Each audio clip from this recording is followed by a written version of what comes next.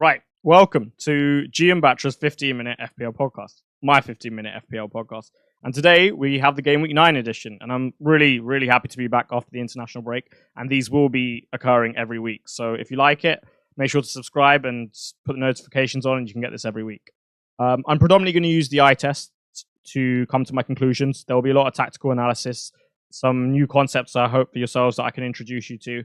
And I'm really looking forward to it. So without further ado, because it's meant to be short, let's get into it. So let's start with the captaincy, okay? And I would say these are the three main contenders from the batch that we've got this week. I'd say Bruno Fernandes may be an outside shout, probably the worst team in the league at the moment.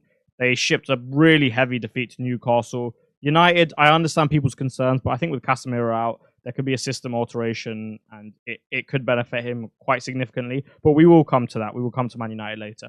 Let's talk about the three mainstays for the captaincy options this week. For me, it lies with Erling Haaland. I think the Brighton game is a fantastic systematic matchup for Manchester City. If Brighton are going to try and press City in the way they are, there's no one better in terms of their ball circulation for City to move Brighton around and exploit the pockets of space that Brighton are going to offer. Secondly, the high line. An athletic phenom in Haaland is the perfect man to exploit the high line, especially when you consider his levels of physicality and his ability to finish running off those types of angles. He often goes out to in and into out a lot, whereas other strikers don't do that as much. They're quite stagnant, and it's a fantastic way to beat a high line and create separation between you and the defender so that you have an extra amount of space. So I think that in itself is going to be really useful for Erling Haaland. He's got penalties. He's at home, 90 minutes, almost guaranteed. City have Rodri back, which is a big deal. They have Stones back, which is a big deal. I think they'll have more of the ball and less threat on transition. And just the greater volume for Haaland of chances as a result, simply because they'll have more of the ball. And the other thing is, Grealish is now back from injury. And I think his combination with Haaland is probably underappreciated. They work very well together. Grealish is a fantastic creative force for Haaland, not only in terms of his abilities, but the way he plays. And if Brighton, which I imagine they're not going to abandon their method, Derby's explicitly stated this. Well, we saw what happened against Liverpool, right? If they try and bait the press against a very, very well-structured one, it's not always going to be easy to get out your third. And if they do get turned over in their third, we saw Liverpool punish them. And especially being away at the Etihad, I can imagine that happening just as much, if not more. So I think there is a very, very good fixture for Haaland, and I wouldn't overthink it, especially if you are a manager that considers EO, then it's almost a no-brainer to captain Haaland. Salah is my preference now over Son.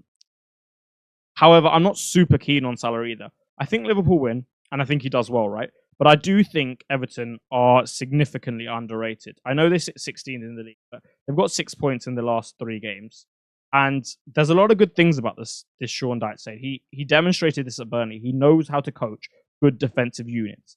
They're very solid in terms of the distances between their blocks. Good. It's not easy to pick up pockets of space between the lines. It's not easy to impose on them physically. They have a very strong side. Their centre-backs and pivot positioning are very good. They understand danger in those type of areas very, very well. And as such, given it's a derby, given a lot of Liverpool players coming back from international break, maybe a bit tired, a bit leggy, whereas the Everton squad, I imagine, is better structured. I can really see Everton putting on a decent performance. And another thing is, I think Liverpool, they're not going to cruise in this game. I can see Everton scoring. They have a good outlet in DCL. And in regards to their wingers, yes, they may not be the best attacking forces going forward, but they both work very hard off the ball. I was at the Brentford-Everton game, and it was something that really impressed me about them. So I think, whilst I see a Liverpool win, I don't think this is a thrashing. I think it's more like a 2-1 type of game, to be honest. Especially, and as I say, don't back the early kickoff. Son's got a pretty good fixture with Fulham.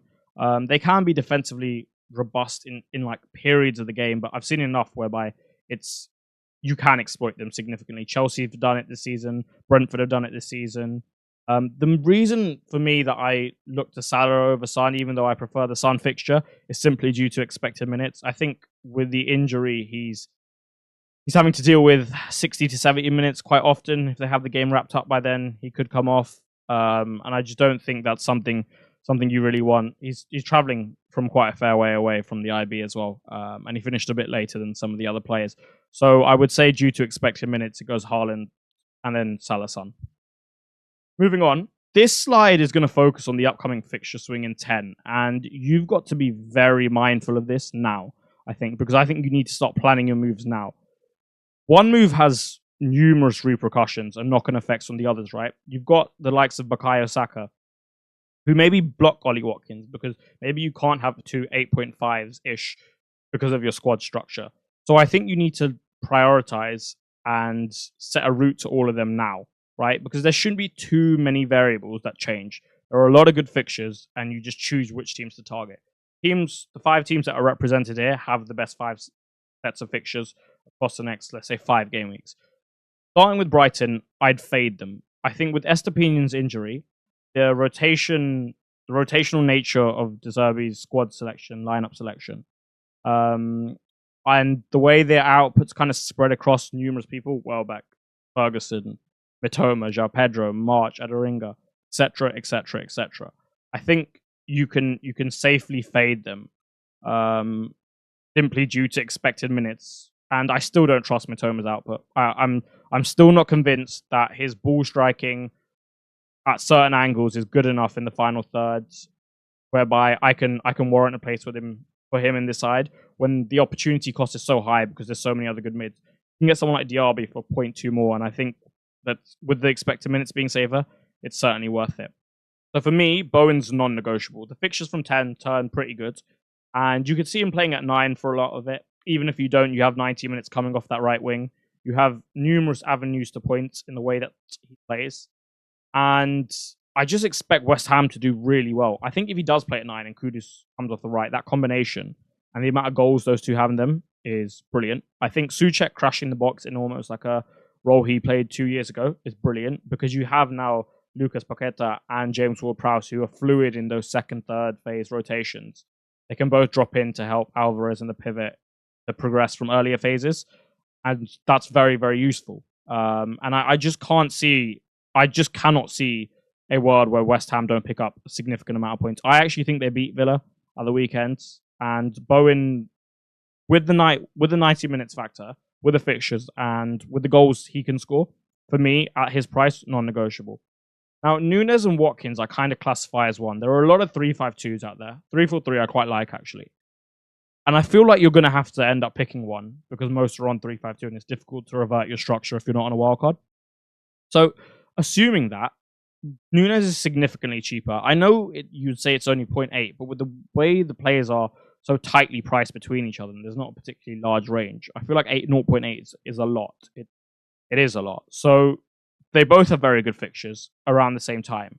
And the way I see it is it could often be maybe Watkins and Martinelli or Nunes and Saka.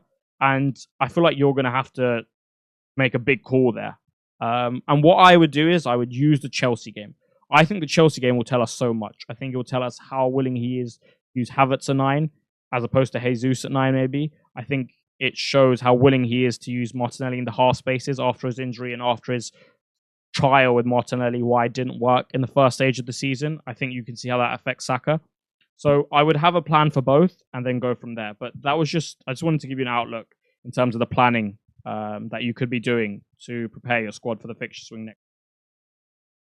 Right, now let's talk about these two. If you've owned them since game week 3 and Maddison since the start of the season, they've done phenomenally well for you. Phenomenally well.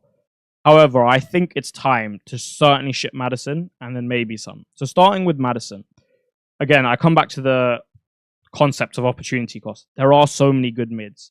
At his price now, he essentially is not far off Saka. He blocks Martinelli. Maybe he even blocks Diaby, and then the funds could be used elsewhere, right? He just takes up that position. And with the fixtures they've got coming up after Fulham, Palace away, Chelsea at home, and then City 2 game weeks later, even Wolves away isn't great after Chelsea. Those fixtures aren't brilliant from an attacking standpoint. They're far from it.